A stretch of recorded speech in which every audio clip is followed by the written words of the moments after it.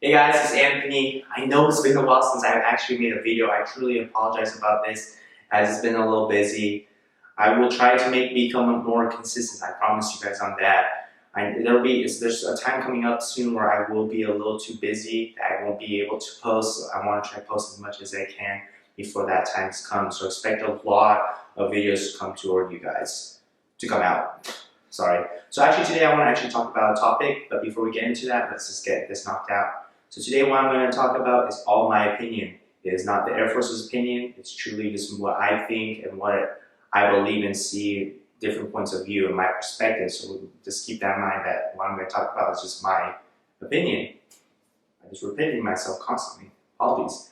But today I want to actually talk about something that actually has been surfacing around social media. It's been brought up a couple times when I've been surfing Facebook and all those different social media outlets. And it's actually interesting me. So I did a little research and I tried to find out what is it kind of true? Like, let me do the math and see what it is like.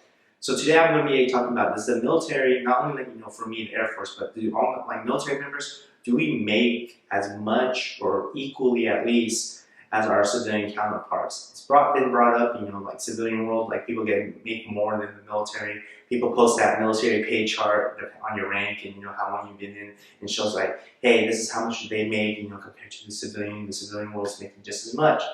That video, that chart, is a good starting point, but at the same time, it's very misinforming people because that's basic pay. What I'm talking about is basic pay is how much us military members are paid each month. Basic pay is depending on your rank and how many years have you been into the military. So that's something very important to know. That's just the basic pay we get. It's divided each 2 times a month. So it's divided in half. So you get paid once and twice, but it's pretty much what we make in 1 month before taxes and all that. So that's something, that basic pay, it does show that we don't make as much as our civilian counterparts. But at the same time we have to look at a little closer and at the Air Force, or military's members' benefits. Our benefits on top of our basic pay actually tells a different story, so keep that in mind. So when I mean benefits, what does that mean? So benefits is on top of the extra money we get to do different things for, help us out. So one example is BH. I'm going to break that acronym and I'm going to use that acronym on the continuous, just like the other acronyms I will use.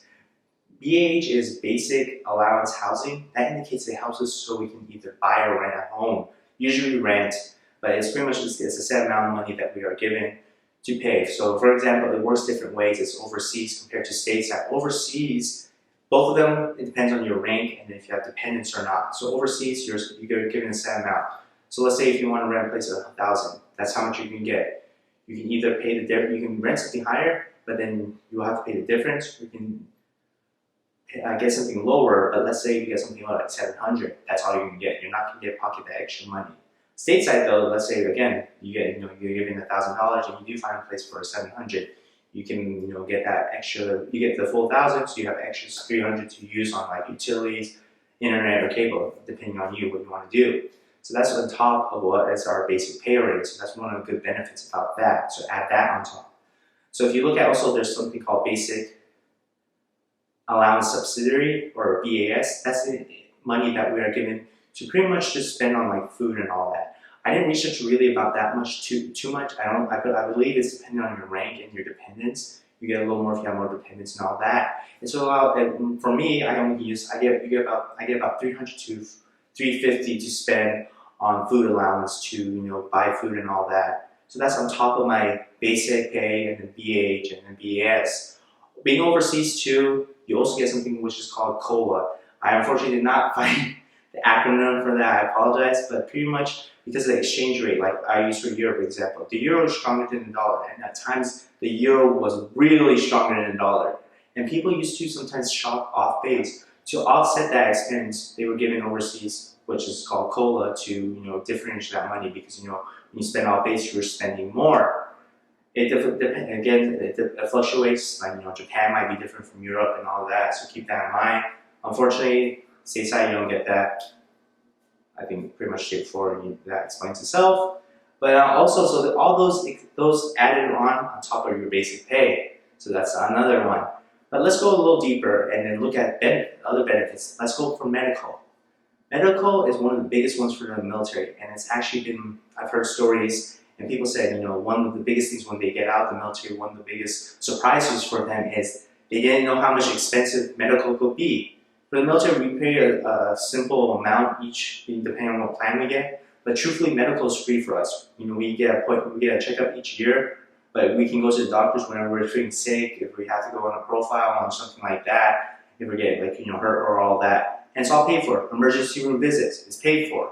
So those are the ideas. And even goes further in medical, not just in checkups. Once a year, I can go get my eyes checked. I can get a new pair of glasses, for an example, and it can actually the choices are very limited. But I get a free pair of glasses and a backup, of course.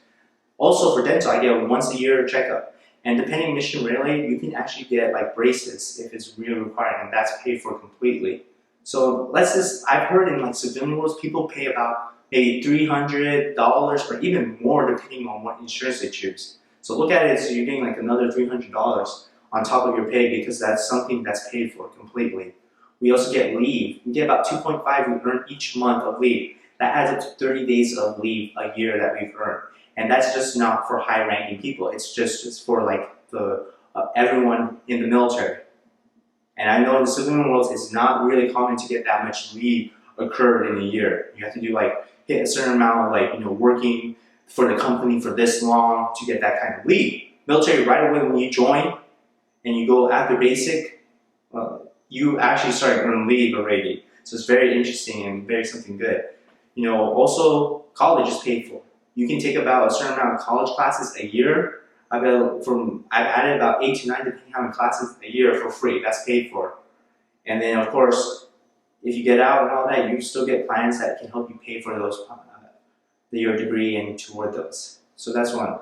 And then the tech school we go to, we earn free college credits.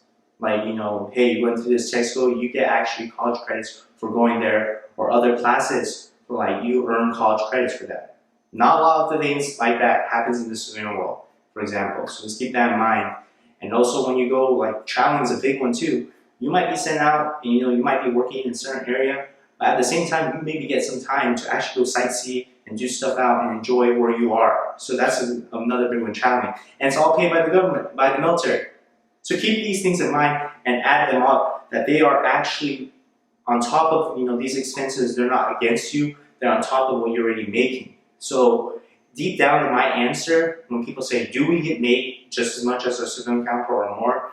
Or are we getting shortchanged? Truthfully, my answer, and this is my answer only, people are going to have different answers depending on how they feel and what they see, is yes, we do get compensated well for what we're doing, and we are getting what our civilian counterparts are if you add and look at the bigger picture, in my opinion. That's truly just my opinion. So, if you want, just comment below, agree or disagree. It's going to be a good discussion. I want to hear people's different perspectives on it, and of course, share this video so we can get more people to view and say, well, he's off his rock, he doesn't know what he's talking about, or actually, hey, I see his point of view, he's actually making a good point of view.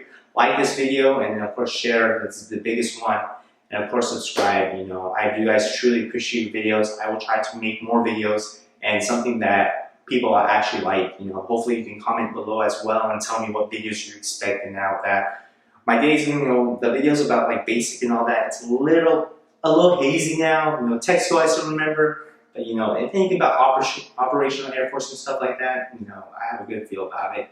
So guys, I enjoy making these videos. Thank you for taking the time to view them, and I hope you do share them and just they can start spreading. Even if it only helps a couple people, I truly still appreciate it. So thank you guys again. Have a great day.